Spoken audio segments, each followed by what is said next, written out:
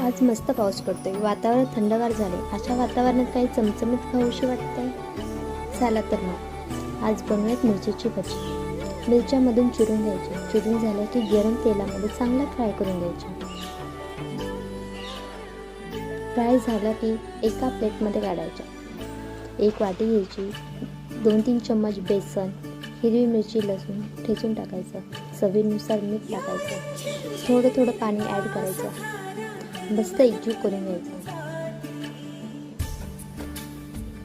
मिश्रण एकजीव झालं की त्याच्यामध्ये मिरच्यांना बेसन लावून घ्यायचं. असं तेलामध्ये फ्राय करून घ्यायचं. मिरच्यांना लालसर कलर येऊन द्यायचा. झाली आपली मिरची तयार. आवडली असेल तर नक्की ट्राय करा. थँक्यू.